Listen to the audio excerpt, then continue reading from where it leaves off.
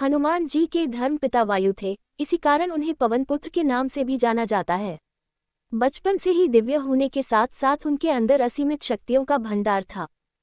बालपन में एक बार सूर्य को पका हुआ फल समझकर उसे खाने के लिए उड़कर जाने लगे।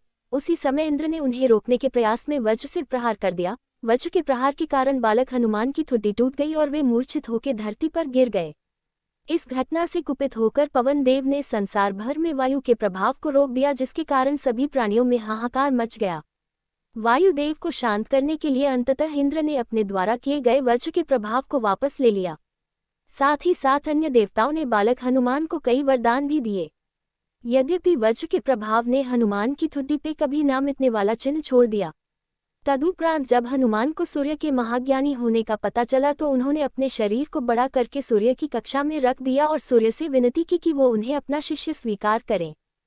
मगर सूर्य ने उनका अनुरोध ये कहकर अस्वीकार कर दिया कि चूंकि वो अपने कर्म स्वरूप सदैव अपने रथ पे भ्रमण करते रहते हैं, अतः हनुमान प्रभावपूर्ण तरीके से शिक्षा ग्रहण नहीं कर पाएंगे।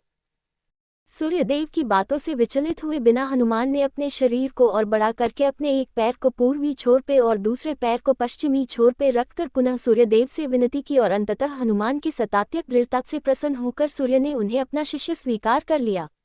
तदोपरांत हनुमान ने सूर्यदेव के साथ निरंतर भ्रमण करके अपनी शिक्षा ग्रहण की।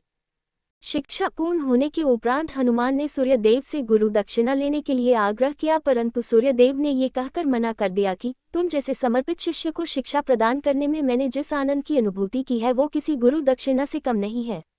परंतु हनुमान के पुनः आग्रह करने पर सूर्यदेव ने गुरु दक्षिणा स्वरूप हनुमान को सुग्रीव धर्मपुत्र सूर्य की सहायता करने की आज्ञा दे दी।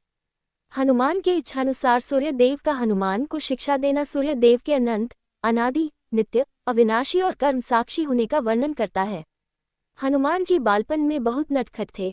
वो अपने इस स्वभाव से साधु संतों को सता देते थे।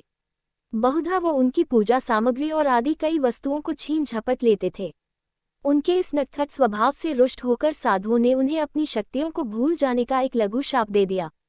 इस शाप के प्रभाव से हनुमान अपनी सब शक्तियों को अस्थायी रूप से भूल जाते थे और पुनः किसी अन्य के स्मरण कराने पर ही उन्हें अपनी असीमित शक्तियों का स्मरण होता था।